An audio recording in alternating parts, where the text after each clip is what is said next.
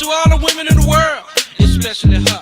You know it don't even matter your age, don't even matter your color. Yo, fellas, I ain't forget about y'all. This is for everybody that like things. Just listen to what I'm saying and do it and take a chance. I put my hand up on your hip. When I dip, you dip, we dip. You put your hand up on my hip.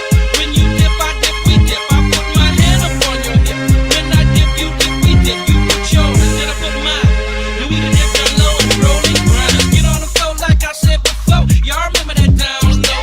Just put a little dip with it. Now roll those hips with it. Pop it, push it, rock it, roll it. Can't control it, I come hold it. It's all in fun, so take a chance. Just get on the floor and do that dance, y'all. I know you like it, so don't try to fight it. Turn around, baby, let me see you from the back. Yeah, I like it like that. Get up now, roll those hips. Drop down, double up on those dips. Freak nasty, wanna see, can y'all do this right? I put my hand up on your hip.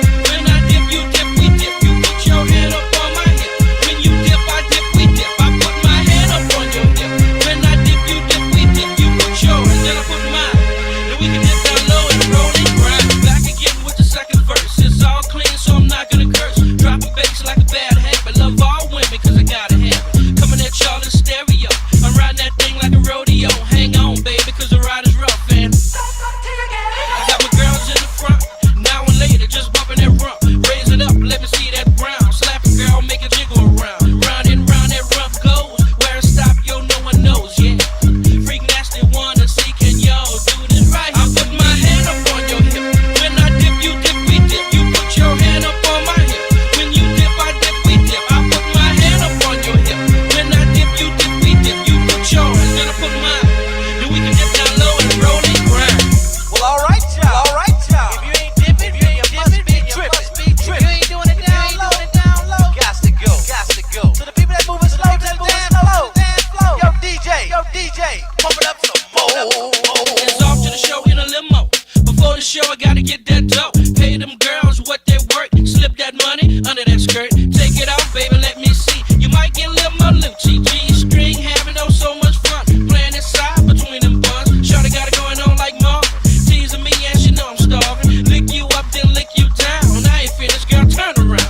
Lick you up and down your back, cause I'm that freak, I'm freaky like that. Freak nasty, wanna see, can y'all do this right? I put my hand up on your hip. When I dip, you dip, we dip. You put your hand up on my hip. When you dip, I dip, we dip. I put my hand up on your hip. When I dip, you dip, we dip. You put yours, then I put mine.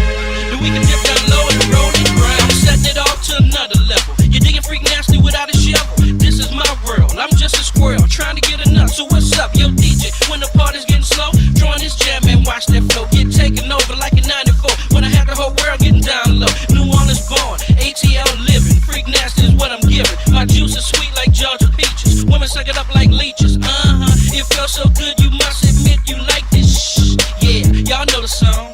So come on, won't you sing it? I put my hand up on your hip. When I dip, you dip, we dip. You put your hand up on my hip.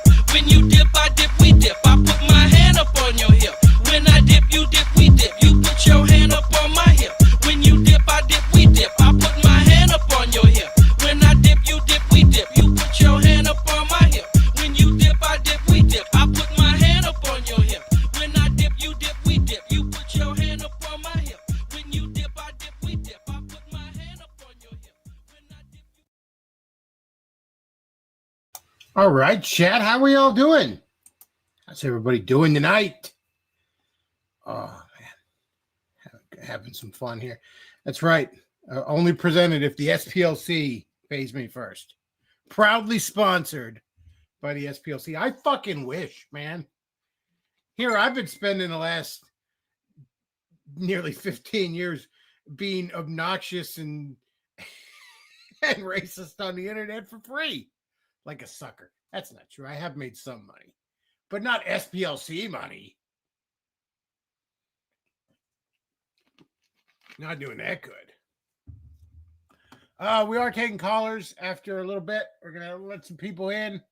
I might throw a link in the chat. I threw a link in the Discord if you're in the Discord, and you should be in the Discord. The Discord's a lot of fun. Luke, how's it going? Hello, Beglov. How are you doing today? I'm doing good. I just broke some glass in here, though, before the show. Like 5 minutes before the show started, I dropped my phone onto a piece of glass that was on the floor. It was like because I've been going through shit in spring cleaning. It was like the glass top to a lamp. You know what I mean? Mm-hmm. Real old frosted glass. And my phone, God bless it, was, even though it's a smartphone, this fucker is like a Nokia. I've hurt my toe dropping it on my foot. Like this thing is, so it went right through that glass like it's just nothing. And so I had to quickly sweep up and vacuum up broken glass, like right where I'm fucking at too.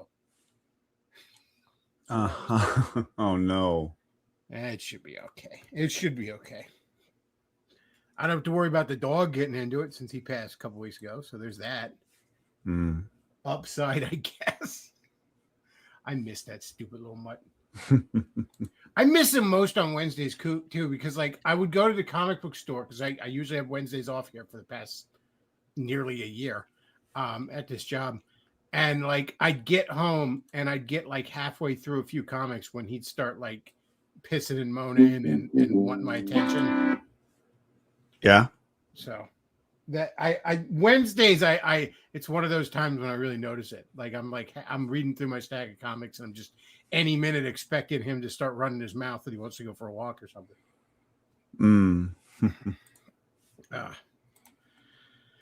Oh man.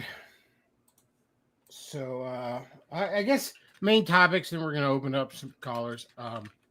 There's the Cuckening with the quarter pounder, the quartering. Oh, that has progressed so much. Did we cover this last week? I can't even remember. We mentioned it last week, yeah. Okay, so quartering had, first of all, quartering sucks. I can't imagine why you'd like the quartering. I never have, but whatever. A bunch of embarrassing shit about his personal life came out. He's got a Jewish bull, and and a lot of it came out because he would just say this, like he just talked about like shitting his pants in a Walmart. Oh yeah, about shitting his pants a lot. Like that comes up a lot. What's her name? Brittany Venti had a video yesterday talking about like all the times he mentions these really embarrassing things, and he doesn't think about them. He talks about like his wife has to like regularly like clean skid marks out of his underwear and stuff, and I'm like, what are you talking about? And like one story, okay, you had a stomach bug or the flu or you were fucking drunk. One story, adult gets like one story of you shit your pants, okay? Like fine, but when it's habitual, when there's a pattern, there's a problem here, right? Like, oh man, I had a stomach bug and I just couldn't. Like, okay, fine, but just continuous fucking habitual patterns.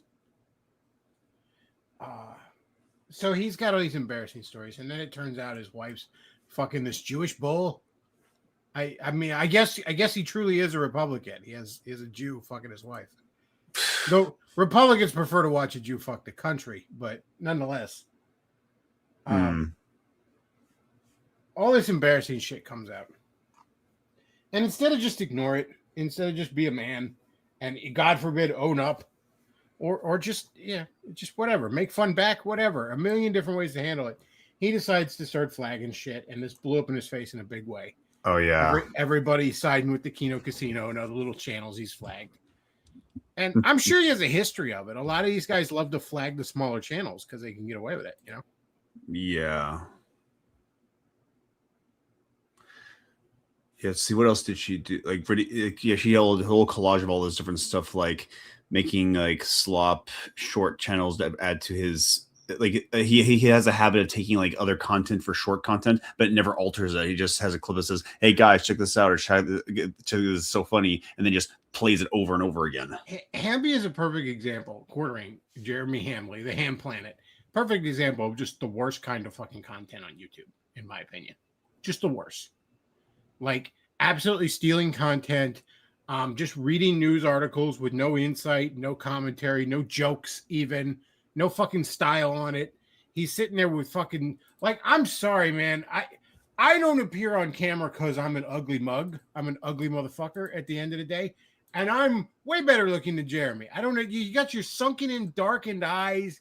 You're all puffy. You're not just fat, but you're like puffy because you're an alcoholic and you never leave the house. You know, like Jeremy looks like a bad stereotype of a nerd or something. Like he looks like the real life version of the nerd that like tried to kidnap the Powerpuff Girls. Remember that? The Powerpuff Girl collector. Lenny, the comic book geek. Yeah, like comic book guy in The Simpsons, like that kind of shit. He looks like something from an Evan Dorkin cartoon. Like it's disgusting. I don't know. The worst content. I'm glad to see him getting fucked because he's an absolute scam artist, you know.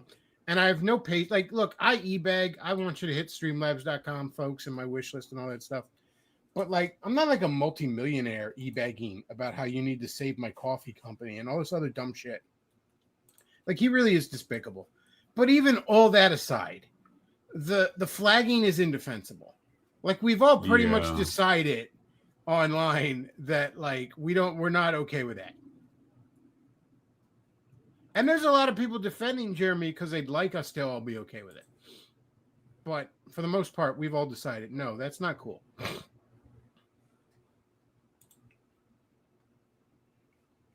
So he's getting fucked really badly. He took a week off from the show. He just announced a spring break from his little show, his live stream, where he pays two girls to pretend he's interesting.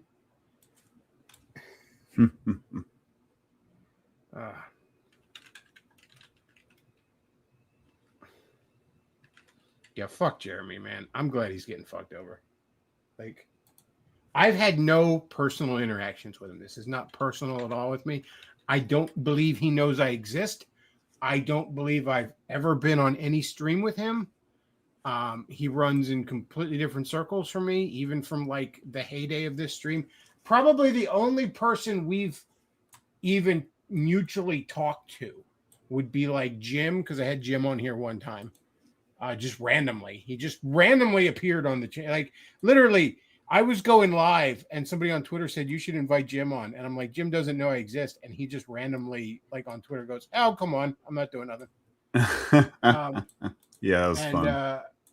I used to have Razor Fist on here, which I think Jeremy hangs out with them because Jeremy used to be in with like Nerdrotic, like the meth head dude. And like I knew he used to be on Stuttering Craig's Side Scrollers podcast, that kind of shit.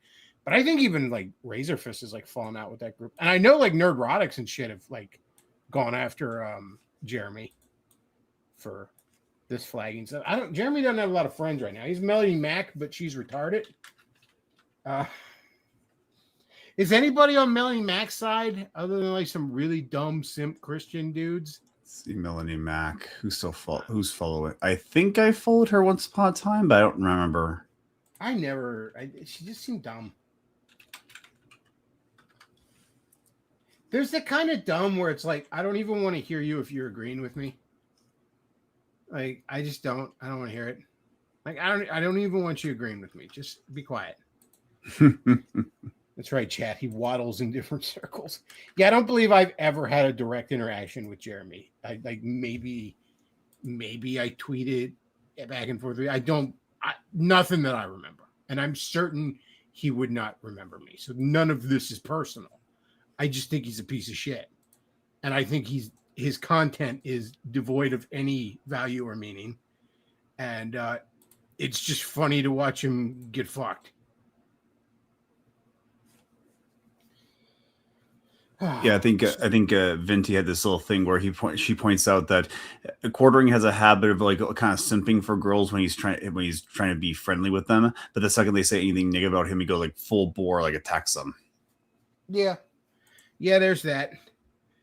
You know, for being a married man, he definitely comes across as like desperate for pussy. Like, why don't you fuck your wife? Oh, that's right, that Jewish dude's fucking her. Never mind. It's just fuck your wife. I understand being desperate for pussy. I'm a man. We've all been there. Okay. We've all been made a fool of by the fair sex. But like, you're a married man, dude. Like, focus on your wife. Or if you don't fucking want anything to do with your wife, divorce your wife, I guess. That's allowed. But like, pick a lane.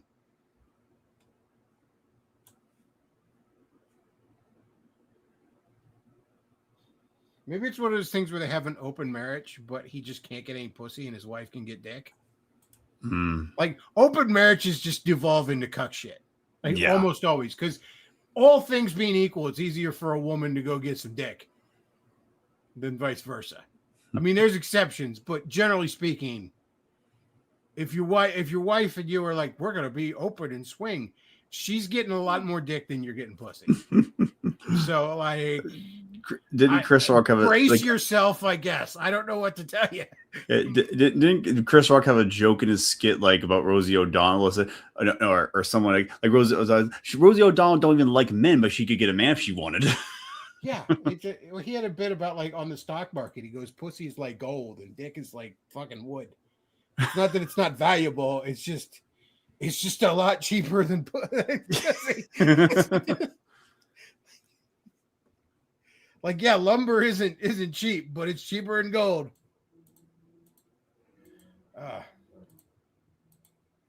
Chat says ethical non-monogamy is horseshit. Yeah, I can't imagine like swinging. I could even understand if you had like a closed group. And I'm really trying to play devil's advocate here, but like a closed group, you know, like if like, look, man, I had 2 girlfriends at the same time kind of situation. I was young and stupid. It wasn't a good idea. But we were all 3 of us dating, and it was not a good idea. I wouldn't recommend it. But there's at least a certain stability to that. Like we know where the fucking boundaries are here. You know, it's not just fucking people coming and going. I can't imagine how you could even think that would work. Yeah. I was just being like King Solomon, Luke. I had multiple wives. That's what I was going with. Yeah, that did not work. He had the best of all that, and it didn't work out for him either. Look, the Bible doesn't seem to outright forbid a man taking multiple wives. It just seems to strongly discourage it. But it doesn't seem like it's a hard line. I don't know if you're really allowed to have them do stuff with each other while you watch. That's probably not okay. But frankly, I don't understand the point of it otherwise. So if you're not doing that, it just sounds like more work for nothing. Yeah, it's I mean, the joke about, the most cruel and horrible jokes. Like I was just doing all this research on Joseph Smith, and he had like at least 50 quote unquote wives, but it was never about sex. It was just having power over them. That's lame. Like I could not, if I knew a Mormon dude with multiple wives, there's no way I could know him for a week without being so what's up, dude? You get them girls to, you know, and I'm like doing scissor motions with my hands. Like, you know, like, come on, man, you get them to, you know, well, I would never. And I'm like, what's the point? I don't understand what I don't understand what you're doing here, buddy.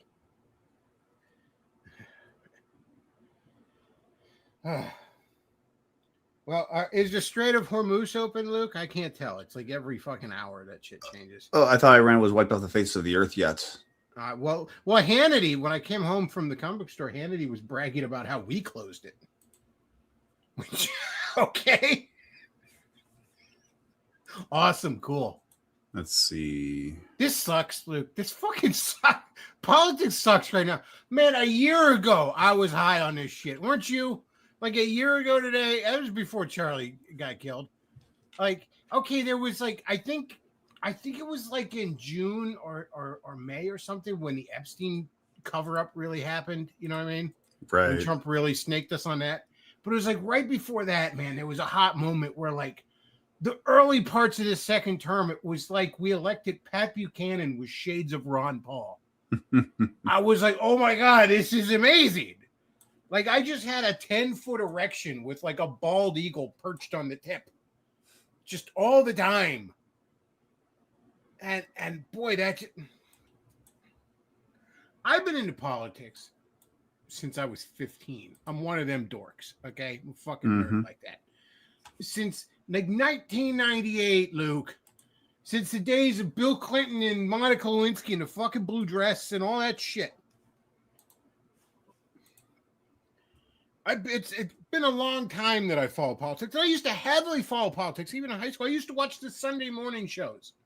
Remember that? Y'all Zoomers don't know what I'm talking about. Some of you young millennials don't even know what I'm talking about. Mm-hmm. But yes, it used to be the big fucking thing. All the networks, NBC, ABC, CBS, and Fox, all had Sunday morning shows. They had these political shows on Sunday mornings in which, like, the top political leaders of the country and sometimes even the world would sit down for interviews, and they had panels and all this other shit.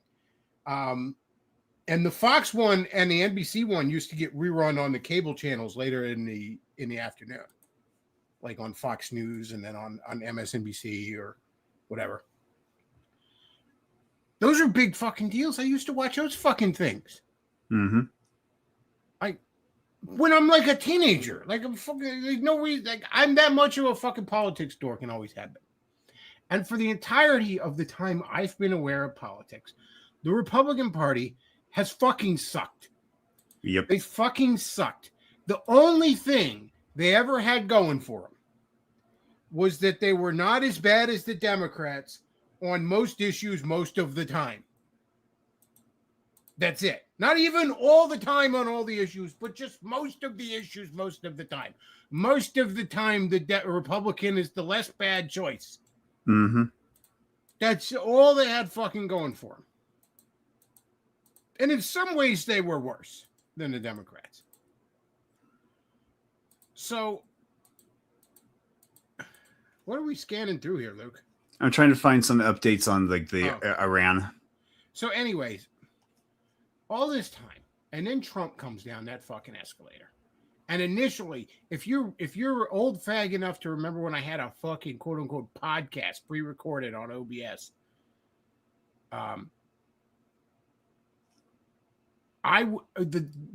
the week that he came down, I said, "Oh man, I tell you what, I don't think he'll get through the primary, but he'd kill it in the general." And then as he started to make way in the primary, I'm like, "Oh my God, he had this." And again, if you used to watch me back then, you remember after that first debate with like Megyn Kelly, like, you said mean things about women and all this other dumb shit. Like, he had that line where he's like, "I don't have time for political correctness and neither does this country." And I sat back and I was like, he just won this debate and probably the presidency. Mm. And I watched as everybody that I fucking hated, both on the right and the left, seethed at this man. And I watched him steamroll into office. And then his whole first term is a fucking disappointment. Really, from right out the gate. When you get right down to it. There were some good things about it, sure. But from right out the gate, fucking disappointment. And the whole last year was a disaster. 2020 was a disaster. Okay? He let Black Lives Matter burn down our cities. He locked us in, he let us at least be locked in our fucking homes over a fucking cold. He pushed the clot shot on us, all that dumb shit. Indefensible shit in his last year of his first term. Now, did I still vote for him over Biden? Yeah, because we were back to, well, it's not as bad as the Democrat. But indefensible shit in his last year. Okay, so Trump spends 4 years in the wilderness.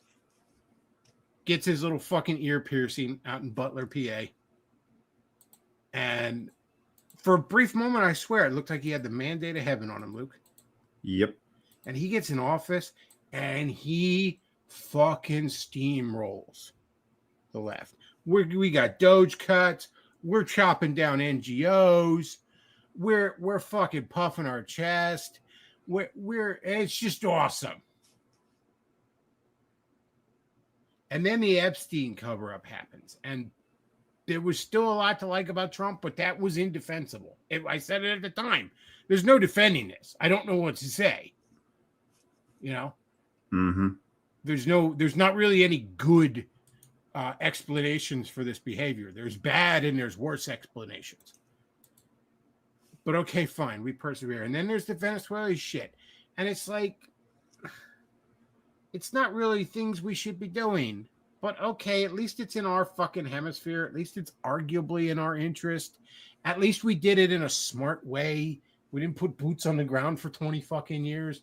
We just went in and took the guy. It was admittedly pretty fucking cool and badass. Mm-hmm. Okay, fine. You know, regime change tends to bite us in the ass, but whatever. At least for now, it seems like we did something smart. Okay, Fingers crossed it works out. But I'm still not happy. We're not getting the deportations at that point that we should be. We are getting deportations, but not to the rate we need or even should have. We don't have a fucking wall. Troops on the fucking border is great, but I want a wall. I want something that can't just be erased with the stroke of a pen when a Democrat's in office. I want something tangible there that they'd actually have to tear down. But okay, fine, Then the Iran shit. And that's about the point where I'm kind of hopping off. I'm like, I can't with this. First of all, it's for Israel. Let's be fucking real. I know Forney, good friend and all, he came in here and gave us a whole bunch of reasons why it could benefit us and all. I that's great. Maybe you're right. I doubt it. But the point is, that's not even what the administration's saying.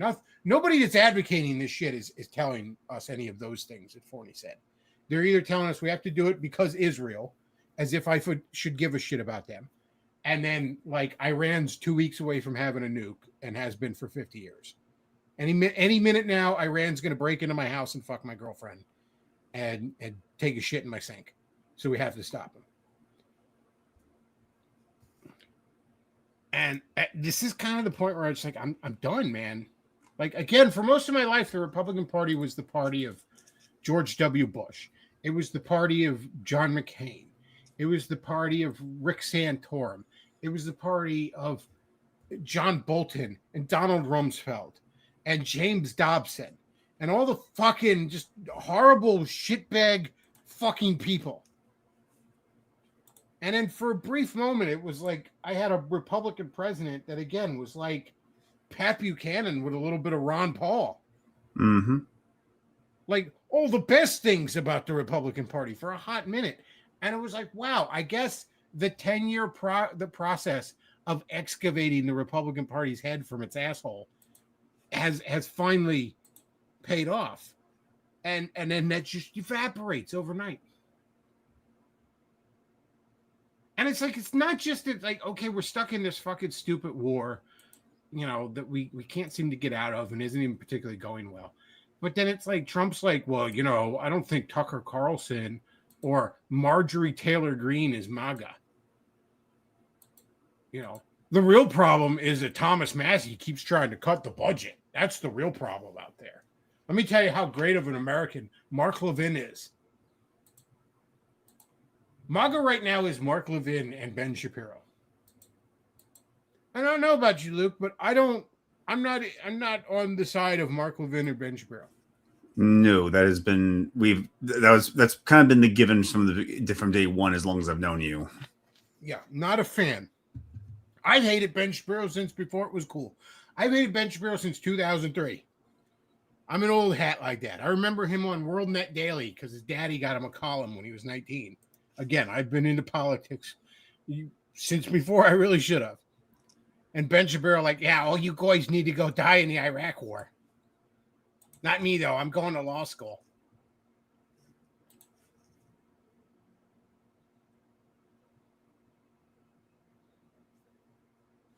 I think the first time I ever heard of what was Ben Shapiro? I forget the first time I ever heard of him was when he was doing the interview on Pierce Morgan. I forget what the subject was, but it was school shootings or something. How does anybody I guess some people just really, it doesn't matter as long as they're on your side or they're saying what you like, but it's how does anybody look at Ben Shapiro and not just see this as a comically evil person? If I drew a picture of Ben Shapiro, they'd call me a racist. You know what I mean? How do you not look at this guy and go, oh, wow. Maybe the guy who just exudes cartoon supervillain fucking energy might be a dirtbag. Oh, here he is. This is when I first saw him. And even then it's dynamic. Let's see if I get a good shot. Here we are. Let's see. Vin when he's smiling. Where is he? He looks like Sheldon Cooper if Sheldon Cooper thought God gave him your land.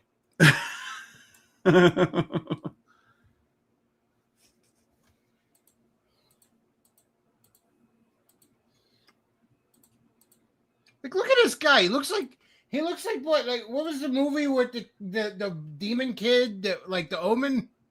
Yeah, yeah. He looks like at his 10th birthday, the maid threw herself off the roof. It's all for you, Ben. How did anybody ever take this motherfucker seriously? There can't be an organic fucking follow. I don't believe that there was ever an organic following to this motherfucker. Like, I know his daddy got him a WorldNet Daily column and all that kind of shit. It's all been connections with him. Yeah, it's I mean, he was primarily famous because he was friends with Andrew Breitbart. Editor at large. Part of it. I know his dad was on the WorldNet Daily. You got to remember, again, this is some old internet shit that a lot of people don't remember. But like 2003 and certainly a few years before, like WorldNet Daily was the right-wing site on the internet, at least mainstream conservative. You know what I mean? Mm-hmm.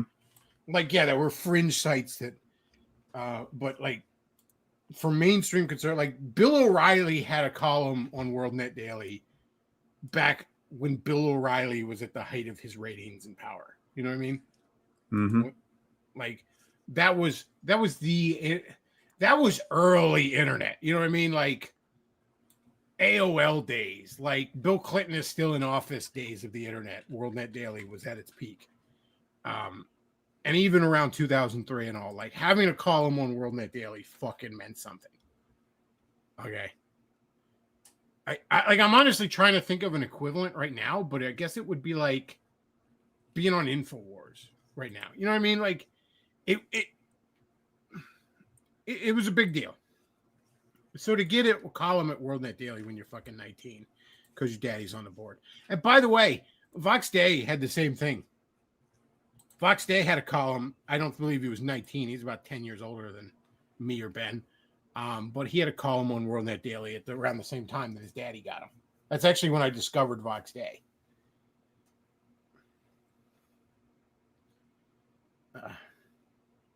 But yeah, Ben is completely astroturfed. Has been from the beginning. Oh, jeez.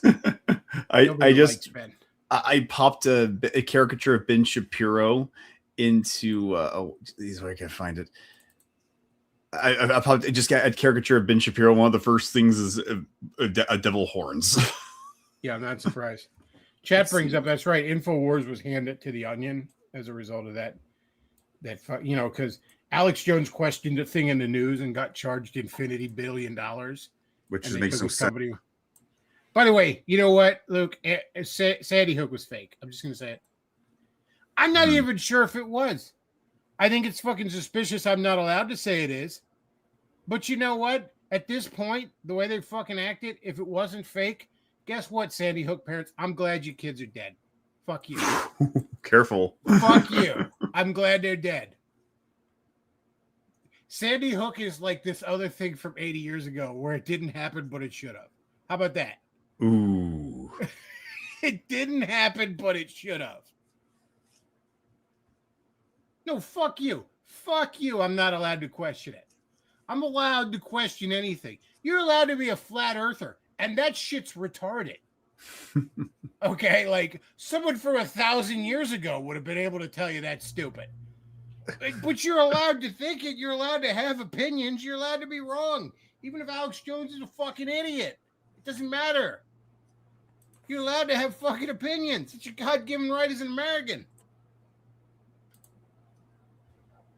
So fuck you. You know what? I'm just going to say it's fake. I don't know if it's fake, but I'm not allowed to think it's fake. So fuck you. I'm saying it's fake. Sandy Hook didn't happen. And if it did, I'm glad it did. I want to go back in time and give the guy who did Sandy Hook an Uzi. I want to give him a dirty bomb. Like, fuck off. I'm allowed to say these things. I'm allowed to have opinions. What, are you going to charge me $1 billion? You're going to take my fucking YouTube channel? Get fucked. You can have it. Barely makes me any money anyways.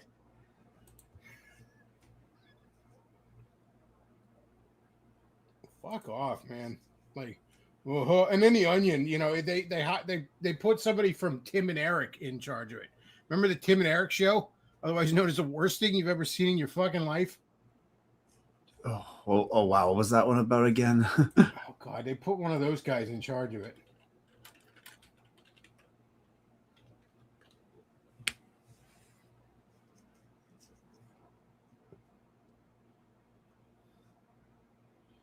Oh, man. Tim Heidecker, yes. When I think comedy, I think of Tim and Eric. Awesome show, great job. Because I'm thinking of opposites. In the same way you think of down when you think of up. There they are. God, I forgot about. Yeah, I never got their comedy myself, so I'm not. that's sure. because you're a person, Luke. No. This is the worst thing Adult Swim ever did. This is the opposite of comedy. Okay. Everything they say is so painfully unfunny. If I were a king and my jester gave me Tim and Eric material, I would not have him executed. I would beat him to death with my scepter in the royal court in front of everybody. And everyone would look at that and go, you had no choice, Your Majesty. Like, it's the opposite of everything about them is and look, I get anti-comedy. I get the idea of being so painfully unfunny that you wrap around to being funny. You can do that. It is possible to do that. Andy Kaufman used to do that. Occasionally, Norm Macdonald would do that. Sometimes some other adult stuff would do that. Family Guy has done that with certain gags. Aqua Teen has done that with certain gags, where it's just so painfully awkward and stupid and unfunny that it actually wraps back around and becomes funny again. That is possible to do. The problem with even trying to do that is if you miss the mark even slightly, you don't wrap back around to being funny. You're just stuck in painfully unfunny territory. And that's where Tim and Eric always fucking was. Fuck them, man.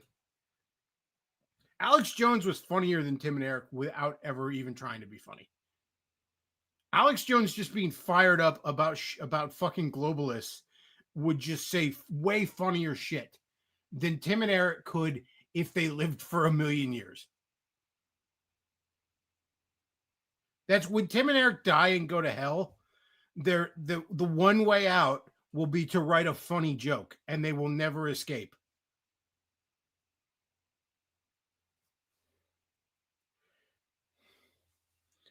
Chat's dead on. The problem with doing something stupid, ironically, is that you first have to do something stupid. Yeah, look, man, anti-comedy is not a game you want to play. You will very easily just end up in just straight up unfunny territory. You have to be a special kind of genius to pull it off, or just extremely lucky. Again, Norm could pull it off. But Norm Macdonald was just a once in a lifetime fucking guy. You know, once in a generation type motherfucker.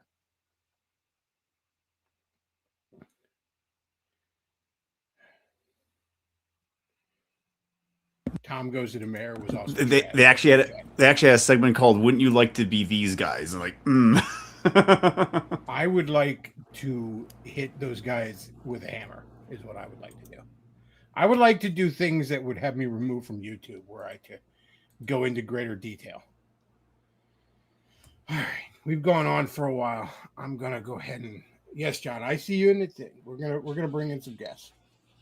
All right. Well, John Steele, we got in the background. We'll bring him in. Hey, John, how's it going?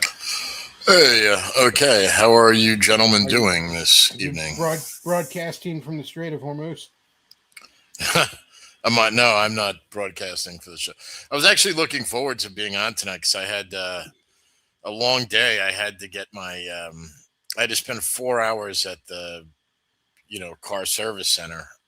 Ooh. So I had I had like an oil change, and I needed to get my brake fluid changed, but the thing I had been putting off was my car. There was a recall on the fuel pump. Like, apparently, like, it just never happened to me, but apparently there was something wrong with it where it would just stop pumping. So like people would be like driving down the road and all of a sudden the car would just die because it would like you'd have a full gas tank, but it would just the pump would just go. So it was just something I kept putting off because the service center is like a long way from um, where I live. It's like Mhm. so if and it takes a few hours to get it done. So and it's 2 buses, so you'd have to like leave it there, like 'cause it takes several hours or like sit. But and also I was getting the oil change and the fuel pump and the brakes and everything, so I was stuck there, and it's just like boring. Like time just goes so slow when you got nothing to do. And so that's where I texted you from. Yesterday, I was helping my dad work on. He has this old Comet convertible, and he needed to take it over to his buddy a shop for something. I don't even remember exactly what he was doing, but older cars, batteries, and carburetors and all. He usually keeps it on a battery charger when he doesn't because he doesn't run it for a while. And so he goes to start it, and the battery is dead. Right? He's like, "Oh fuck, what the hell?" So he looks around, and he's like, "Well, I can't even jump it." He goes, "This battery must be dead." So I take him to Advanced Auto, where he actually works part time, and he goes and he gets another battery, but the guy there tests the old battery, and this is after I help him fucking get this damn thing out, and they're like, the old battery's fine. And he goes, "Fuck, it must be something in the wires." So he just had a bad connection, and he felt so fucking frustrated, and the whole time I'm kind of just like sort of semi amused, and Well, the trouble with like when you have like a bad connection like that, it's troubleshooting it is a pain in the ass because you're not, unless it's the actual cables that attach right onto the battery. Sometimes they get kind of rusted through, and you got to get like a wire brush. You know what I'm talking about? yeah, he cleaned the connections, and it seemed to be a lot better. It does seem like he should probably it still seems like you might want to change some of them wires, but um, it did start. I had an electrical gremlin in a car years ago where the car would just completely turn off as I'm on the road, like it just completely like shuts down, and I'd have to like restart it, and it would always restart. But like you don't want to be on the road when your car just fucking shuts down. No, probably You know, probably and, not. you Well, know, and you're just trying to steer into the fucking shoulder with like no power steering and just on momentum. yeah, Like yeah. Well, that's another thing too. Like about I was watching videos like if I'm not even like a big car guy or anything, but I sometimes watch video about cars, and one of the things that I found out about it is like all the cars that have been made in the last 6 years or so, they all suck. Like it was oh really yeah, funny. Like they were. It's it's not just that they're not built well, and for the large part they're not, but also like how they're built. Like the engineers never design them in such a way where you can do maintenance on them easily. So yes, like there was one very on funny purpose. video of a it was like a BMW or Mercedes, and it just needed the like one of those the not, the phone chargers on. Like they have these like phone chargers you can just set the phone down on it. You don't even plug it in. Hmm. And they showed that like to replace that, they had to literally like dismantle almost the whole interior of the car, just the way that it would had been put together. Like it was insane. And like so that just that kind of thing, like there's no thinking. And also like because all the cars now have these dashboards, like they all have the Android Auto and the Apple Hmm. Play, and so when something breaks in there, half of your bill is the time spent of them disassembling everything, all these connections, and then fixing whatever. It could be the part that they fix is 15 cents, but they have to put it all back together and then run like the diagnostic again. So it's just like insane. And then also just the quality of the manufacturing has gone down dramatically. And one of the theories they were showing about why engine life has decreased is because in order to meet the EPA standards of, how many miles per gallon you meet, one of the things that they did was they weakened the piston rings, that scrape the sides. So like there's Hmm. less friction. But what that does is it allows fuel to leak down into the side of, into the oil pan and dilute the oil so it doesn't lubricate the parts as effectively, thereby increasing engine wear over the life of the car and causing it to deteriorate.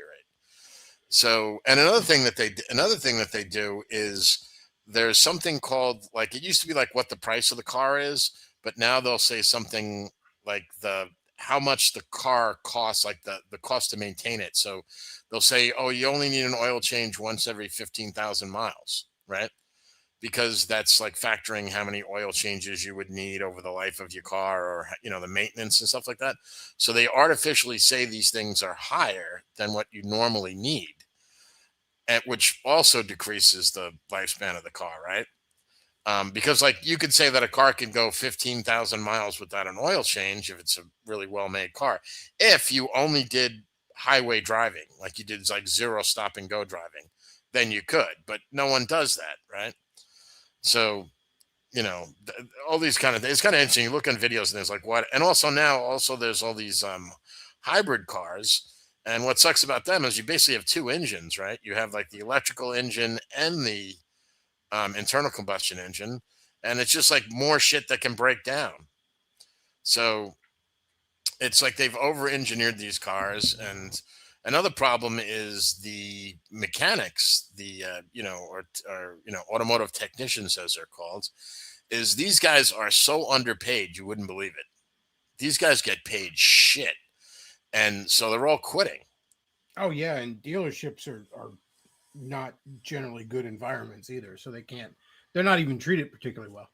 No, they're actually treated like shit. And there's all this, like, especially when it comes to like factory recalls, like they have this fixed amount that they'll pay them. So like if you're a tech and you go to work for one of these places, unless you're like friends with the head guy, like who assigns like who gets which jobs, like they'll give all the techs they don't like, or the new techs, they'll just give them like the recalls where they don't make any money on, right? Because those are techs being paid. Like I have a Honda that are being paid by Honda, and they're paying you the bare minimum. Like they decided that this job should take 30 minutes, where in actuality it takes like 2 hours, but they only, will pay you 30 minutes and stuff like that. So it's really fucked. I mean, it's like that's why there's like a shortage of automotive techs. It's not because people don't, are not going into the trades and stuff like that. There's people who love working on cars. It's just that they pay you shit. It's like here's the thing I found, that there was like this 30-30 rule. They said it costs $30,000 to go to school to become an automotive tech. Then you have to pay $30,000 to purchase your tools minimum. That's just your basic tools. They don't provide you with your tools. And then to make 30 grand a year starting. Oh yeah. And again, these car companies are selling you loans, not cars. So yeah. they want you to have something that's going to fall apart right when you pay it off.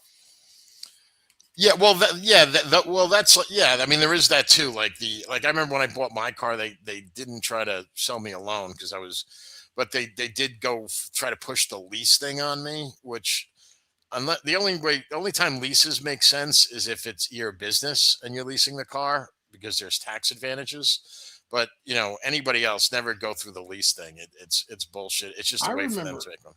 I remember one time I was working at a place that was just killing me with overtime. And I just managed to have about 10 grand saved up. I think a little bit of that was my last grandfather had died or something and left me like inheritance, 2 or 3 grand. But it was mostly just me saving up, because I was just working ridiculous hours, and I just I didn't have any time to piss away my money. So I had 10K sitting in an account, and I went and bought a car. And I'll never forget how the salesman kept trying to talk me into a loan, because I sit down, and I'm like, okay, I have my eye on this car. I think I want to get it. It looks a little nicer, a little more reliable than my shit box. Think I want to upgrade. And he's like, okay, that's great. That's great. And he goes, how are you going to be paying for this? And I'm like, with money? You taking raccoon pelts? Like, what do you want? I was just going to give you dollars if that's okay. And he's like, well, you got fine. I'm like, no, I just got 10K. And he goes, well, you could like finance half of that and keep. And I'm like, or I could just give you the money and have the product that I want, and then just not have a payment. That would be cool. Well, yeah, because they actually make money off the financing. Like, and that's another thing. Like, a lot of people don't realize is like all these loans, whether it's a a car loan or a mortgage for your house or anything. Like people don't realize that these things get repackaged and resold on like the secondary market. But yeah, it was also funny because like after he ran like taxes and fees, it came to like 10 grand and like $300 or $400, something like that. And I kind of looked at him and go, I don't think you heard me earlier. I said I had 10 grand. Because like I had set it aside and stuff. And I was like, and I could have paid it and all, but I was like, I don't really need this car. I'm deciding to upgrade my car with this money. You know what I mean? But like I have a car. I can just drive out of here and then I have a car and 10 grand. Like I don't have to do this. He goes, you're going to walk away over $300? I'm like, are you going to let me? Like, that's your problem. I'm perfect. And he actually knocked it down to like a couple hundred under. Oh, yeah. And another thing you can do for anyone that's in the market to buy a car is, let them assume that you're thinking about financing it and, have them give you either, the price, like, what would it, what do I have to put, to walk out the door with it, what price, pretend you're thinking about, gonna finance it and then say, you know what, I'm going to pay cash. And then they're kind of stuck, right? Because then they can't just say, oh, we're going to raise the price because, so, that's something you could do. But anyway, I wanted to talk a little bit about, some of the stuff that you guys were talking about earlier. This guy, the Qurtering, is this the same guy that's part of the Timcast network? Like he's part of like some of the people that are on Timcast? I don't think he's not. Or do I have confused with someone else? He's not officially part of it, but he's been on Tim Pool, I believe, quite a bit. Like now that said though, Tim Pool has like come out and said like, no, don't strike people. Like people that he used to be buddy with, or because most people that do content are like, yeah, don't do that, man. We're all like trying to hide under the fucking shadow of the ghost of Susan here. Like, don't go flagging people for especially for just frivolous things. You know what I mean? Like, Well, I mean, does that mean like anybody can flag? I mean, like so here's how Qurtering did it. This is because he actually says like I didn't. But there's DMs where he was talking to the Kiwi Farms guy, and he said, I have contacts at YouTube. I could just make a phone call, and their channels are gone. Now, Kino Casino actually does Kick primarily, which is a different platform, but they have a clip channel on YouTube that got knocked down. Okay. And yeah, once you're at a certain level, you have like contacts at YouTube that you can just call and make shit happen. So he didn't quote unquote flag it directly. It's almost kind of worse. He even said in the DMs, I have a non-Pajit YouTube connection, which was kind of funny. Well, they call them, my understanding is they call them ambassadors. And once you reach a certain level of subscribers and views, they assign. Now, it's not like they have, I'm sure this ambassador has like 100 people, depending on your size. I mean, I'm sure if you're like, I don't know who are the biggest YouTubers. They may have an ambassador that probably just works for them, right? Because they're generating, these channels that have, I don't know if it's still the gamer guy, but if you have like 20 million subs, well, that's generating so much money for YouTube that, that's enough for them to pay one guy just to keep you happy, right? And there's also the hypocrisy element because Qurtering's made his name going like my channel's under attack by the woke left and people are trying to silence me and I'm a free speech absolutist and all this other stuff. And it's like, you can't be a free speech absolutist and then want to silence somebody because they called you a fat cock. Like it doesn't work that way. Oh yeah. What is this thing about you were saying his wife, is this, are you just being like hyperbole here or is he doing something? His wife has it. Okay, so there's a Jewish guy that he constantly has over, and again, this is like a lot of this is things he's admitted. And his wife goes over to his house and all, and then they looked into this Jewish guy, and he's got all these like accounts on like cuckold forums and shit. So he's into like being the bull. So yeah, like Jeremy's wife is getting fucked in front of him. Like that's pretty much that's like OJ did it levels of confirmed. Like okay. I don't know if I could convict him in a court of law, but and the point is like, look, that's just kind of funny shit. Yeah. But the real damnable shit here is like, okay, people made fun of you about that, and then Mr. Free Speech Absolutist decided, well, fuck you. You don't get to have a platform no more. Mm. That's the real damnable thing here. Yeah, you can all make jokes about him getting the fucking shalom in his wife and all, and like that's fine. It's funny. Yeah, the Mossad's plowing Jeremy's wife. You're right, chat. It's like another show. We can all have fun with that, but the point is, what made this big scandal where everybody's commenting on it is he decided, no, nobody's allowed to make fun of me. I'm special. Even though I made my career making fun of people. Well, it's kind of like the. I mean, I don't know if he's. I mean, he's right wing, right? Like, but is he like religiously right? So, like, that's the other thing. Is like he kind of like. Okay, he says he is. After the Charlie Kirk assassination, he says that he converted to Christianity. I'm gonna press X to doubt, but whatever. That's what he says. But again, even then, he's still got the fucking Jewish bull dude coming over to his house. I guess he's evangelical. That's do Christians frown on having someone else fuck your wife, or is there? Well, evangelicals only think that Jews can fuck your country, not your wife. Okay. All right. I was just, not being a Christian, I wasn't keeping up. There's so many denominations. But that's just evangelicals. I don't think Catholics are on board with that. But okay. The point is, they're not supposed to fuck your wife. They're pretty much all in agreement on that one. Yeah, generally speaking, adultery is frowned upon, even if it's consensual. Yeah, even if you're watching, I think it still counts as adultery. If you're watching. I don't know. Maybe you can watch her fuck herself with a vibrator. That might be different. But this is you're bringing a whole other dude into it. It's a hard line there. Actually, I think that the cuckold is that initially from Canterbury Tales. That word, I think. It's from Chaucer. But I think the definition of it actually was like the point was like you didn't know it was happening. Like I think it wasn't like because I think the word it wasn't supposed to be a fetish. It was supposed to be like your wife is humiliating you behind your back, kind of like that. That's how I understood, But anyway, about adultery, like does that word like is there a difference between does adultery mean that you're not consenting to it? Like, adultery is having sex with anyone other than your spouse for any reason whatsoever. So that would include consenting and not consenting. Okay, I was okay. I mean, that's what I thought, but I wasn't sure. I mean, it's kind of like not being a Nazi. Like they expand the definition. So I wasn't sure. Well, I understand we all started like calling each other like cuck if you disagree with my position. Like we all started throwing that around as an insult. But Jeremy is like literally a cuck. Yeah, and that was and what was the name of the because you said evangelical because that was that real case where the wife was screwing the Cabana Boy. Oh yeah, that was Jerry Falwell's kid, Jerry Falwell Jr. Yeah, I remember that was on the mainstream news. Yeah, he was watching the pool boy fuck his wife.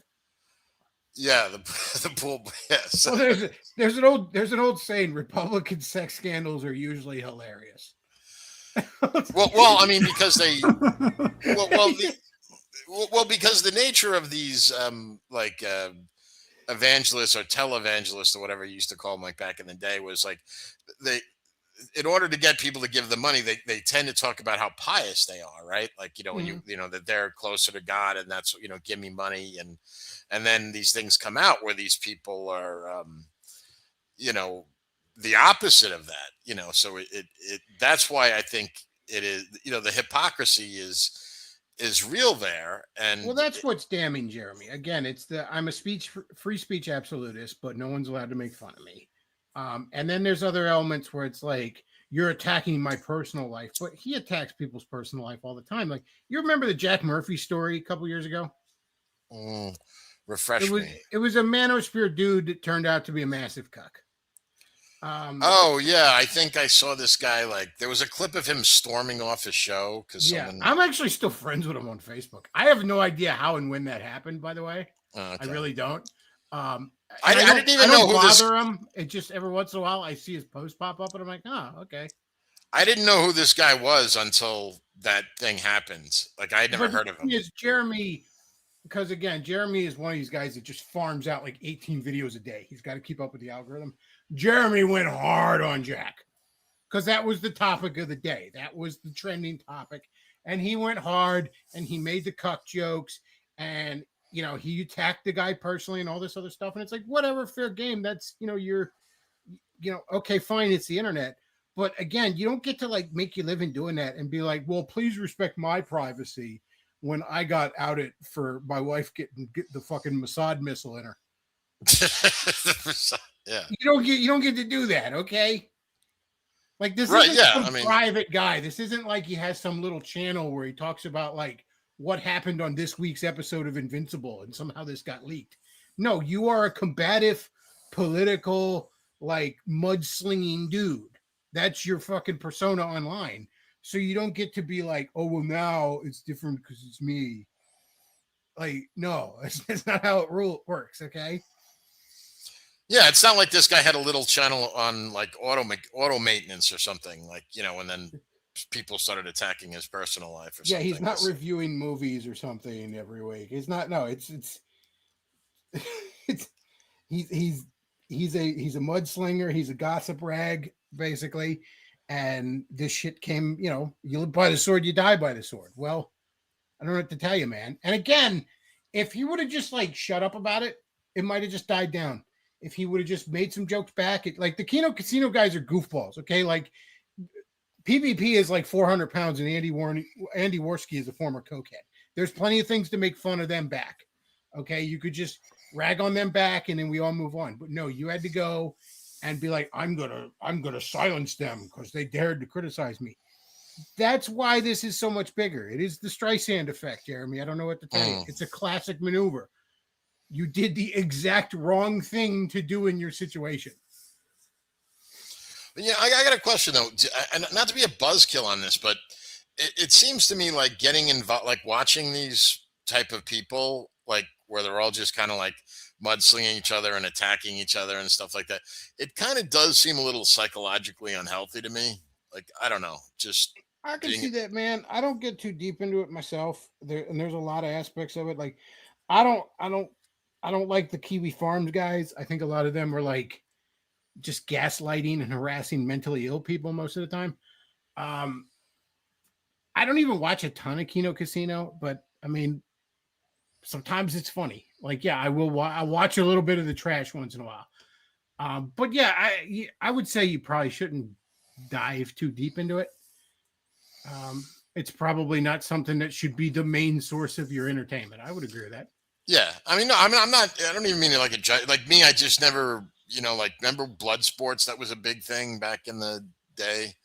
I never found that appealing for some reason. You know, maybe it's just I'm one of them guys where it just depended on who was on it. It's like Joe Rogan to me. Like, do I watch Joe Rogan? Not really. But if there's a guest on there, I'll watch it. Like when they had Bill Murray on last year, I watched that whole thing. Oh yeah, you know what I mean. Yeah. But other than that, it's like maybe I'll catch a clip here and there. And it's like that with blood sports. It's like if you got two really interesting train wrecks or two really funny guys on there going at it, it could be pretty damn entertaining. But most of the time, it's like, yeah, I know Ralph is fat and he's drunk. Like, okay, we all know that. Like, how much of this can we cover? Yeah, yeah. So yeah, maybe it's just I don't know. It's maybe if I was like I can see like when you're really young, like high school, college, how there's some sort of something about a train wreck where you just got to watch it, but then gets to a point where like, I don't know, man, I don't think this is good for my soul, but both metaphorically I don't really watch a and ton of it, but sometimes, man, like I remember it would have been about 2017 or 18, but I remember when I was literally between two jobs for a week. So it wasn't even a long point, but it just happened to be right when this happened, when Jim discovered that like Jonathan Ross dude, who was just this absolute perfect storm of mental illness. He was autistic. He was probably borderline schizophrenic. He had a bunch of other shit going on, and he was a full-on pedophile. But because he was so mentally ill, he couldn't even really hide that he was a pedophile. And it was like just a genuinely fascinating, perfect storm of mental illnesses. And I couldn't look away. I was like, this man's brain should be studied because it's everything that can go wrong. Well, I guess like this stuff is kind of like what replaced like Jerry Springer. You know what I mean? Yeah, Like it's about that. yeah. So and like I remember when Jerry Springer was a thing like many many years ago, and initially there's like a novelty aspect to it, right? Where you watch it just for but then it's like, you know what? This is, I don't know. Like, I think I might be losing IQ points, like, I mean, at least that was me, like, I was just like, yeah, no, no more of this. It's just like, It's almost generally blood sports. I don't even think they call it that now because it's constantly changing. But that kind of stuff is generally like, it's almost like how a lot of people view sports, where a lot of sports fans don't watch a full game. They just want to see the highlights. And that's kind of where I am. Like, show me the clip channels. I just want to watch the highlights. Give me about 30, because these streams will go on for so long. Like a Kino Casino episode would be like 9 fucking hours. You know what I mean? wow. And like sometimes they just stretch on forever. Well, they're probably And doing it's lines like- of coke, right? So that's how they And can it's stay. like just give me little 15-minute clips here and there. That's all I need. Just give me the good shit. Well, yeah, I mean, it's kind of like, you watch the I don't know if you're old enough to remember.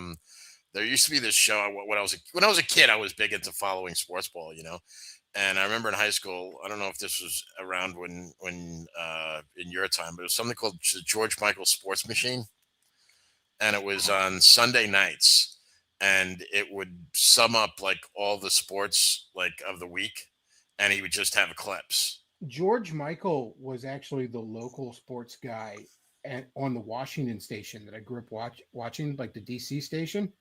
But he did have that national show. I didn't realize that was a national show for the longest time until I heard other people talking about it. I was like, what do you, because I thought that, because he was the local guy on like the NBC News when I was a kid, the local sports guy. And then I'm like, I'm hearing people talking about him. I'm like, how do you know about that guy? Oh man, no, dude, that was huge. Like that was kind of like how like the when I was a kid, like in high school, it was like I used to love that show, but it was sad because it meant like the weekend was officially over and I have school tomorrow, because it would be like on Sunday night, and it would be like the last day, when I used to watch it. So I also remember as a kid, the first time I heard about the singer George Michael, and I was confused because I'm like, I thought he was the sports guy on the news. Because I heard it was some show, I think it was like Saved by the Bell or something, where she's like, oh, I got tickets to the George Michael concert. And I'm just like, what the fuck is she talking about? The sports guy on my news is a singer? Yeah, George Michael was big when I was in high school or college or whatever. And he died of AIDS. I'm not kidding.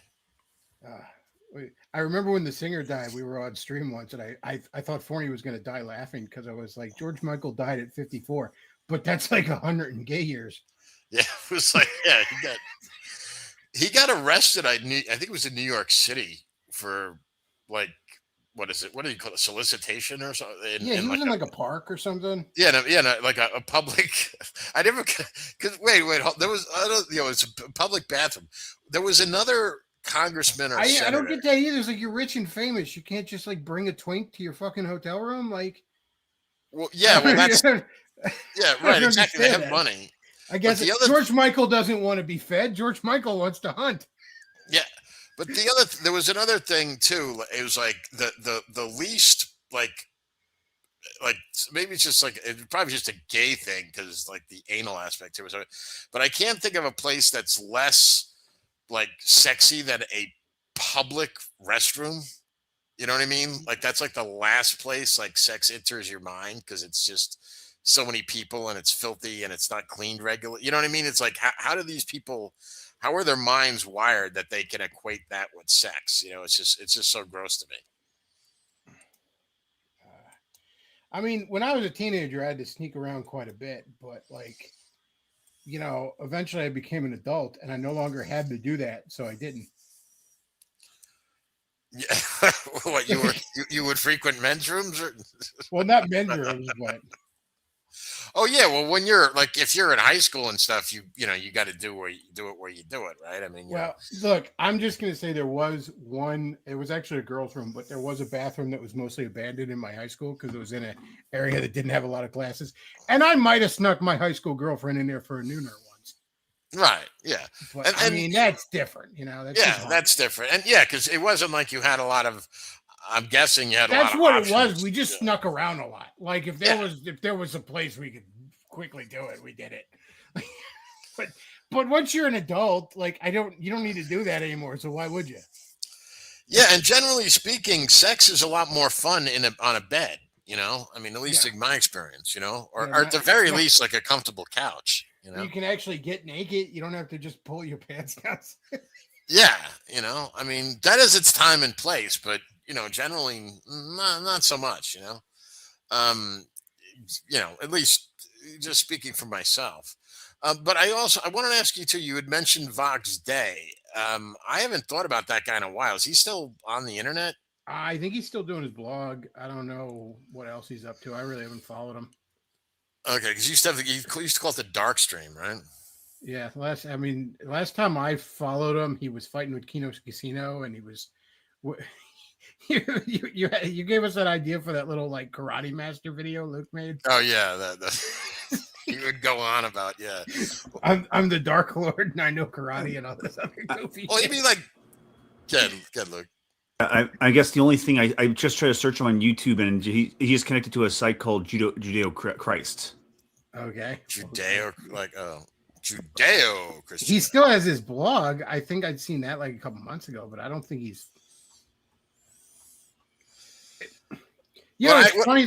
I discovered him back in 2003 because he was making fun of Ben Shapiro on WorldNet Daily. He kept calling him the littlest chicken hawk, and he kept. Well, that was admirable. That was admirable about him. Yeah, it was fun, but like it turned out like Vox, because he used to be like, "Oh, you're just here because your daddy gave you a call," and it's like turned out so was Vox.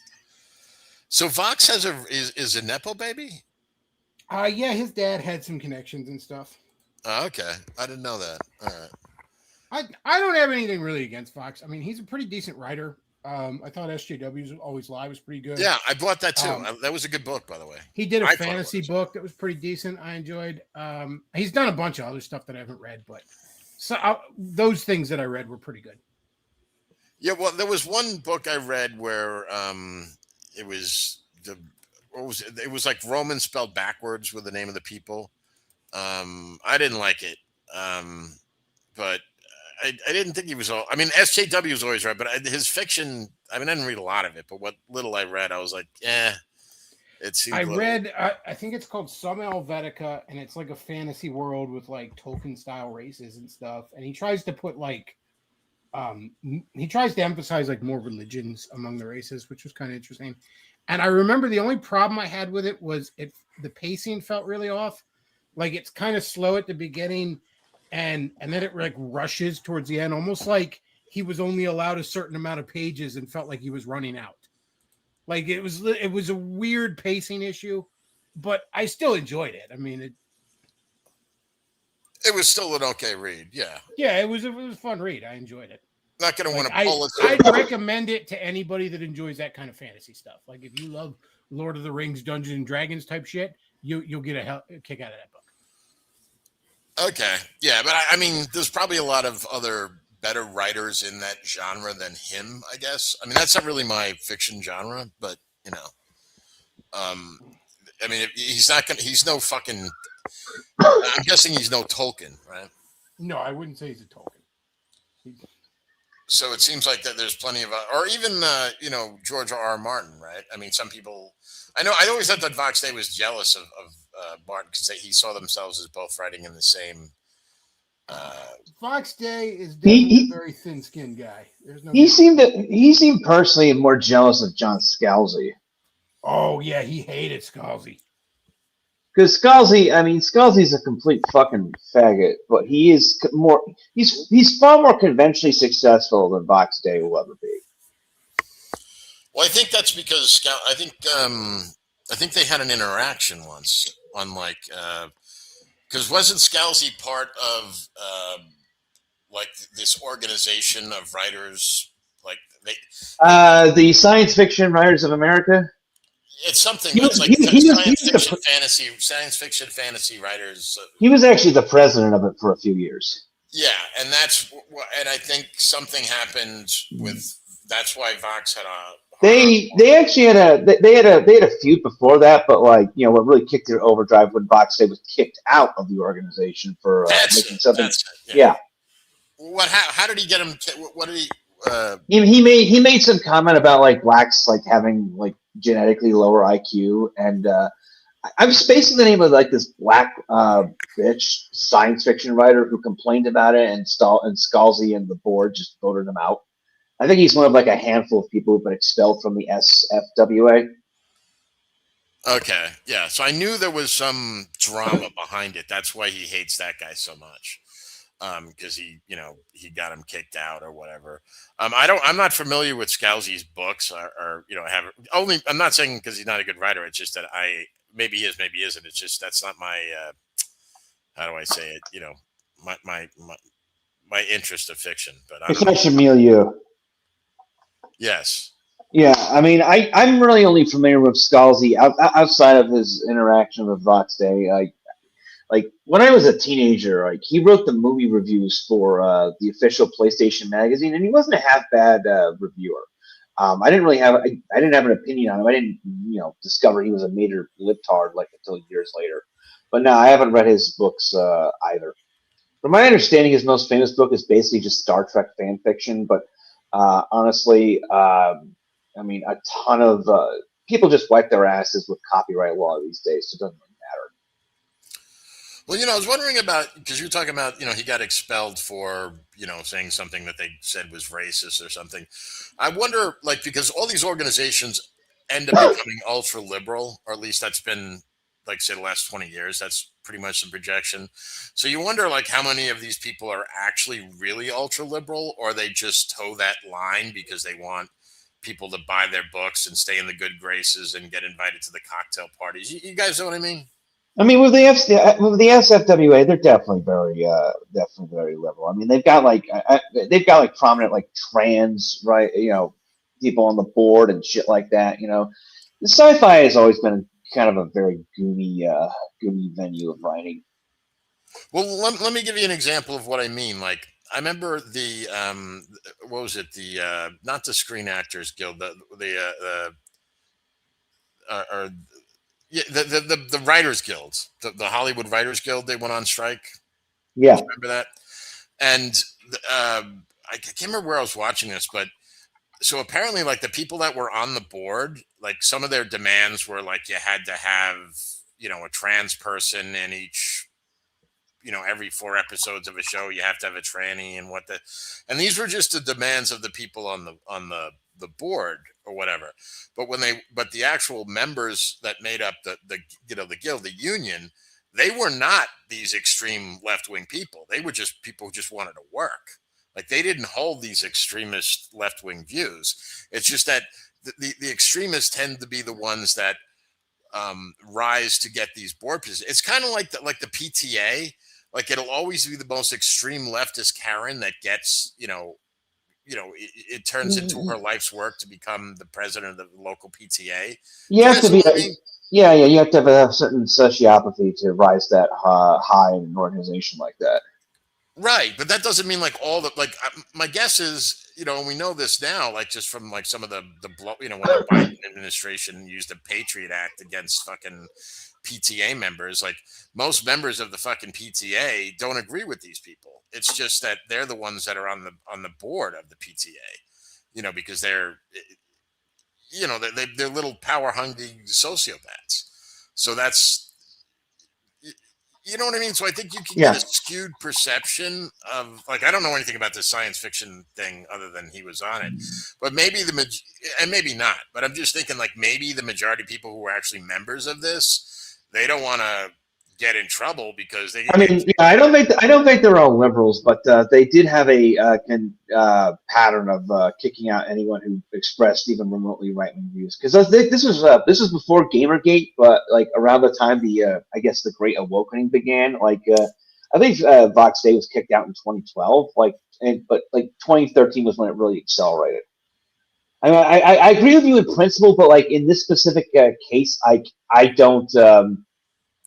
I don't think there's like this great groundswell of like moderate or right wing or apolitical people in this organization. I think it really is very leftist. Very left wing. Yeah, well, but- writers tend but- to slant that way anyway, right? I mean, generally. Plus, if you remember the whole sad puppies and rabid puppies debacle, a lot of the explicitly right-wing writers just left of their own accord and formed their own organizations.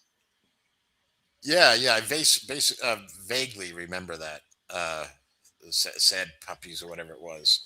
But I mean, the challenge is, well, it's kind of interesting now because the publishing world, and you know a bit about this, is that no one, how do I say, publishing houses only put their money behind, one or two authors a year, right?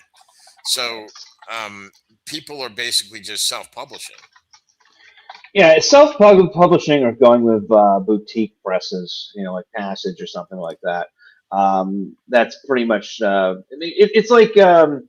Plus, if you recall, like 4 years ago, like Penguin in a lawsuit had to reveal like the I believe it was the not average, but the modal sales of their titles, 12 copies per book.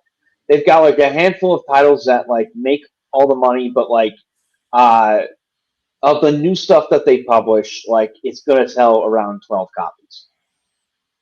Jesus Christ! So why do they even bother when they lose money on it, right? Well, there's a certain sort of Pareto principle going on here, where I experienced this with Terror House. 20% of your product will drive 80% of your revenue. Yeah. Well, I mean, if you get an author like Dan Brown, right? Yeah. You're his publisher. Well, that can finance your whole operation. Mm-hmm. I mean, you could still have other writers and stuff like that, but you're not going to put the money behind him because that he's your cash. He's your golden goose or whatever you want to call it. So that's basically what's happened to publish well. But the other sad thing is, I just don't think people really read much anymore. Yeah, I'd say it's an issue, particularly with younger generations. Like reading is more of a boutique industry. I mean, the one advantage it has, what I learned from Terror House is that like it's a higher class of people, so like they're willing to spend money to get what they want. They don't bitch about everything, And I'm contrasting this with my experience working for, as I've told people, the Dick Device Company, which has an absolute trash clientele. There's more money in selling. But by the way, this is the reason that Matt kind of has this aversion to people of the subcontinent. I think it was because working for tech support for that organization. I was in customer service, but actually, I did get an aversion to people from the subcontinent because they were some of the worst customers. Yeah, you told me a few anecdotes, and it sounded pretty bad. But yeah, you've taken that to a new extreme. I've noticed on your Twitter account. Yeah, it's an issue that people are covering, and it's something I'm interested in, and a lot of people are. Oh no, I'm not knocking it. I live in an area where I live in Seattle. That's H-1B visa central. Amazon, Microsoft. Half my building is composed of the melanin enriched, and I'm not talking about people from Africa. Oh yeah. I recently moved. I'm basically in the not the epicenter of it, but like very, very close to it. It's aggravating. There's already enough of them in places you wouldn't expect. Like where Beglov lives, for example. Various towns upstate New York.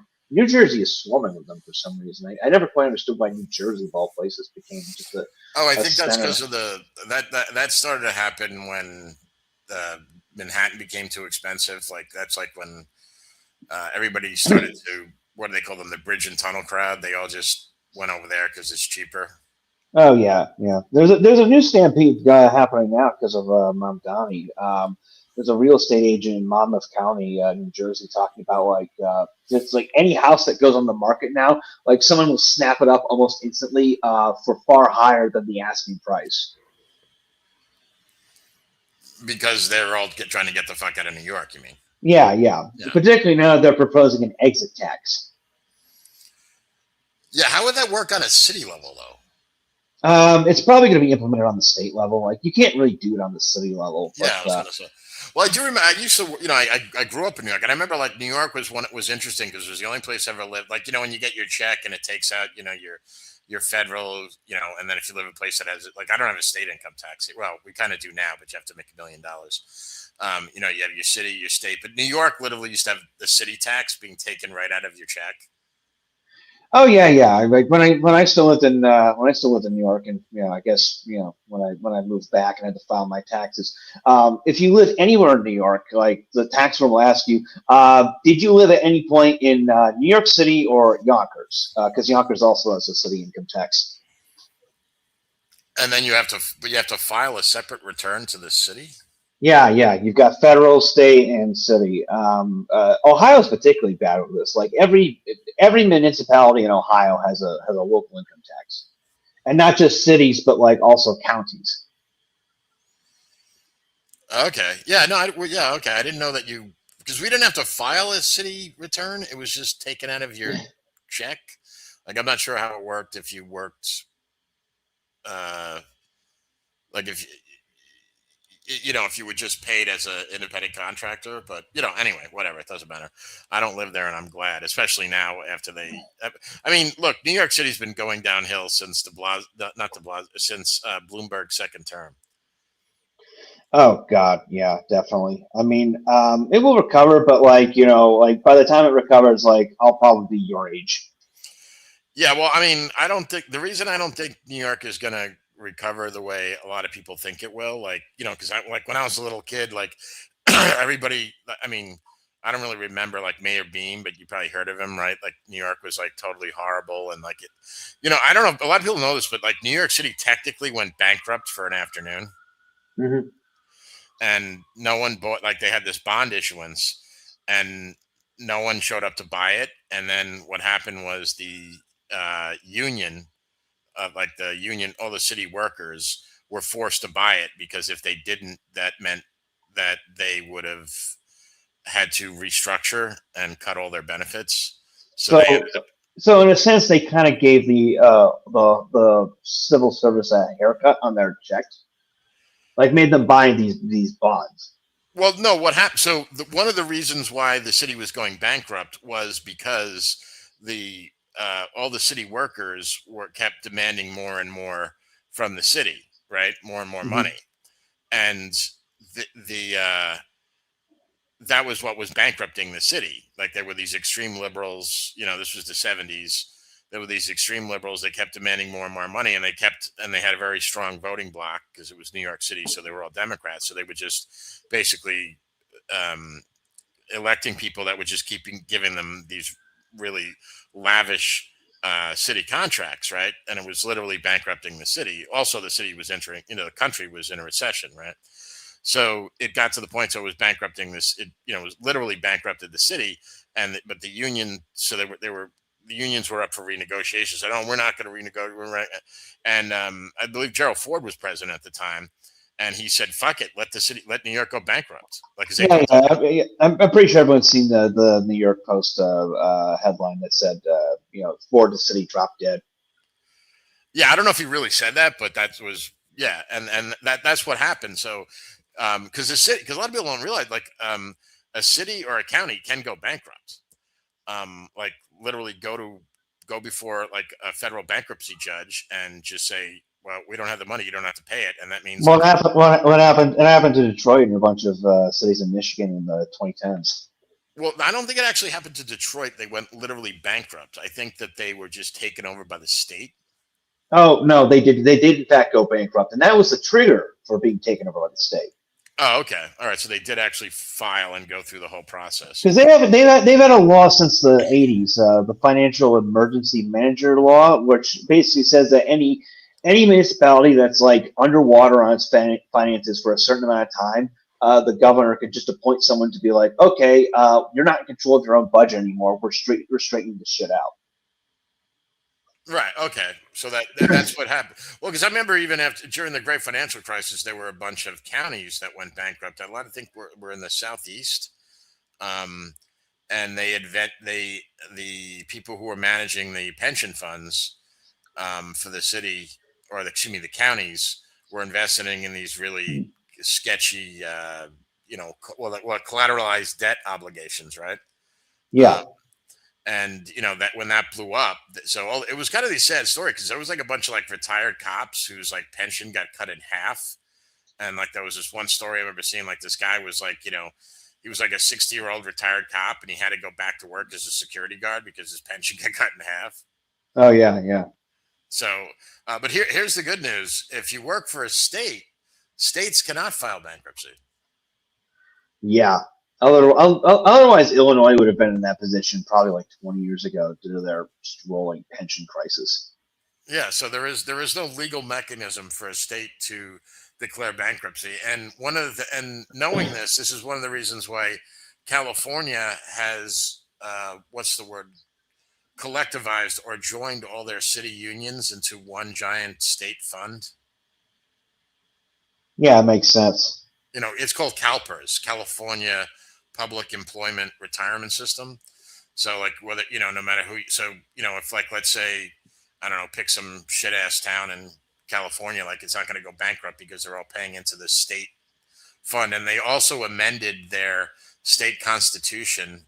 And they probably did this a long time ago, but the pension fund has to be funded first before the state spends money on anything else, including the salaries of the legislatures. Oh yeah, yeah. So, and they don't, that's another reason why California, but anyway, what I was going to say quickly about New York City, the reason I don't think, or who knows, but one of the reasons I don't think it's going to really come back the way it did, let's say, it went from, let's say, Mayor Beam in the 70s to, Giuliani took it over in the mid late 90s and totally turned it around. And I actually lived through that. The reason is because the allure of living in a city, I don't think is ever going to come back to the full strength in our lifetime, because of technology and just the way things are going. The reasons for living in the city are not really there to the same extent as they used to be. Yeah, I can see that. I mean, when I say it's going to recover, I mean, like, it's going to go from like, it'll hit a nadir, and then like, in like 20 years, like, it won't be as bad. Like, because eventually, like, someone will come in and have to clean some of this up. I mean, there was a bit of a backlash right there, 5 years ago. I mean, Eric Adams was technically a cop mayor, and he technically did try to reduce crime. Like one of the first things that but then they tried to. Then the Department of Justice opened an investigation on him because he tried. I'm sorry. Go ahead. I was being one of the first things Mamdani did when he took office. Eric Adams. One of the big things he did was he reinstituted NYPD patrols on the subway to clean up crime. Mamdani got rid of them. You will see far fewer cops on the subway now than you did like this time last year. Oh, Jesus. Instead, he's sending social workers to ask the homeless if they need help. Because the subway is basic. Well, the subway to a certain extent was always had a homeless problem, but now you got entire fucking trains full of them, particularly at night. Oh yeah, I think I told you this. One of my best friends growing up, I'm still in touch with him regularly, is a motorman. He's 3 years away from his pension. Huh. Oh yeah. I can't imagine how terrible that job is now. Oh yeah, he's telling me like crazy stories, like all sorts of ridiculous. I remember talking to him, and he's like, dude, you remember like when we were kids, and like the 70s, like how bad the trains were. Like if you ever seen movies like Saturday Night Fever, like everything was covered in graffiti, or like Welcome Back Carter, like these old shows where they showed like how bad the subway. He goes, dude, it's worse than that now. Not the graffiti, but like just what it's like on the subway. Oh he goes, God, it's yeah, so bad. Yeah. And he said, "Go ahead." Yeah, it's so miserable that I actively avoided taking the subway whenever I could. Like near the end, I just started Ubering around. Yeah, well, at least that's an option now, right? Like, yeah. Like that was, taking a cab was not affordable, like when I was a kid. So, and one of the things we have here is like we don't really have a subway, quote unquote, where I live. But like one of the problems is with the bus. Like if you're riding it off hours, like people literally like light up fentanyl and smoke it. Oh, I haven't seen that. It hasn't gotten quite that bad yet in the subway, or maybe it has, and I just haven't seen it. But no, it's disgusting. Well, we probably will get that bad because we have a literal socialist mayor now. Well, so does New York now, but we had ours first, I think. Wait, a literal socialist mayor in Seattle? Yeah, what's her name? She's like a nepo baby too. They always are. Yeah, she was being bankrolled by her parents or something. But yeah, she's a socialist, and um, she.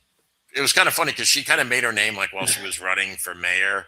Support there was like a Starbucks strike at these different Starbucks stores, and she was out there like saying don't buy Starbucks and all this, and then Starbucks ended up closing down all those stores. Oh, and God, and the love it. guy that what's his name, Schultz, the head of Starbucks, like he's retired now or anything, but he just moved to Miami because I don't know if you heard, like Seattle instituted this millionaires tax. Yeah, that's the income tax you were referring to, right? Yes, and so which is interesting because actually in the state constitution of Washington, you're not allowed to tax income. So they can't call they're gonna well, because our court system is all packed with all these liberals, so they'll interpret it as like an excise tax or something to get around the Hmm. Constitution. It's going to be challenged, but it's not going to win just because the makeup of the court here, and it's going to be decided on a state level. Yeah, So I always wondered why a state as liberal as Washington State, like just didn't implement income tax earlier. I mean, that explains it. yeah, they had that, and also that's one of the reasons why we still have. I mean, they've done a million things to try to squash it, but one of the reasons we have like um, good gun laws here, good in the sense that we can own them, is because it's in the state constitution. Although they start to like, I can't buy an AR-15 anymore. Yeah, they'll Um, always nip around the edges wherever they can. yes, and the high capacity mags, and they'll say like, and they use these. Anybody that's like a gun person knows like the phrase assault rifle is just a made up term. There's no legal definition of what an assault It's a rifle is. video game term. Yeah. So I mean, like, what's an assault rifle as opposed to a regular rifle? Like, there's no legal definition, and it's just like a term that they just throw around. And so they use that, like they want to say an assault weapons ban. And it's like, well, what the fuck does that mean? And so and they do that on purpose to cloud the issue. So the awfuls, the affluent white female liberals will vote to ban all this stuff because it sounds scary. Yeah, it's yeah, lovely. Yeah, did you see today that Virginia banned open carry? No. Oh Oh, yeah, yeah, that's what Virginia has decided to speed run the experiment every blue state has gone through, like in the past few months. Like every fucking bad thing is just being ran through at light speed.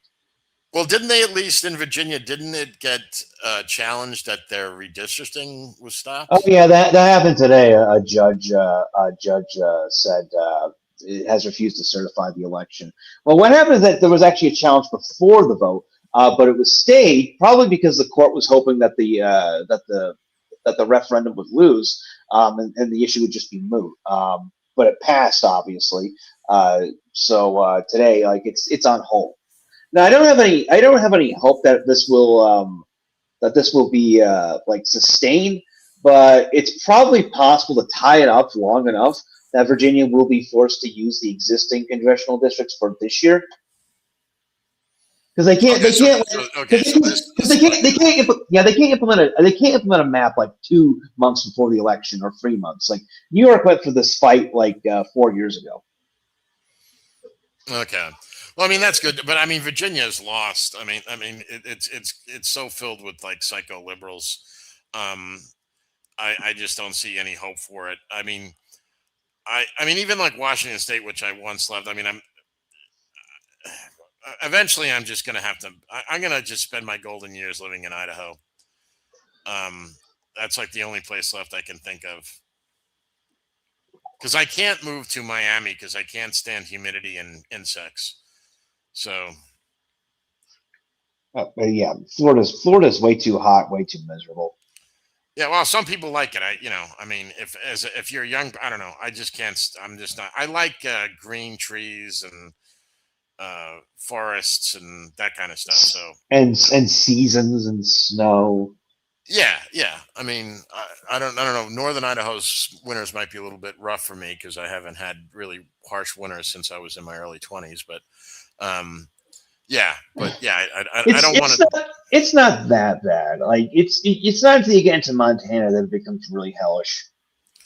It can become bad in parts of Idaho, dude. Like the Like it's north. not. It's worse than on your side of the Cascades, but it's not like as bad as Montana or North Dakota. Oh no, well nothing is as bad as North Dakota. Yeah, I mean it gets like negative 40 degrees and fucking. My buddy was stationed in Minot, and he told me like it would be so bad that the fucking oil would I don't know what is coagulate when the oil doesn't freeze, but it can kind of just turn into mud. And they used to have to like cancel bombing runs, or back in the late Cold War days when he was first stationed there. Oh yeah, that's why all the hydrofracking rigs and the pipelines have the heater systems installed. I mean, I live there. Like already in October, it's like the temperature gets below freezing in the mornings. Yeah, that can be a rough place to live. But anyway, I think we were over talking Beglov and I think Beglov is Beglov still alive? Oh, I'm still alive. I broke some glass over here before the show started, and I was just taking a moment to get the last of it vacuumed up. Oh, okay. You guys were carrying the show. I was getting something done. I had to do. I thought you were going to say I've been pulling it out of my hand or something, like removing. Yeah, like you didn't cut yourself. No, I didn't cut myself. I wanted to make sure because it was like right under my feet here, so I wanted to make sure the rug was nice and vacuumed while I remembered it. I didn't want to risk forgetting, and then next week I come here and it's like, what the fuck is on my? Yeah, stepping on a piece of glass is a real pain in the ass. All right. Well, I think I am going to wrap this up because I do got some more shit I got to do tonight before I call it a night. Oh, before I forget, sincerest condolences about the loss of your dog. I mean it, no joke. Oh yeah, he was a good dog. I miss him. Yeah. Like I said, yeah, same here.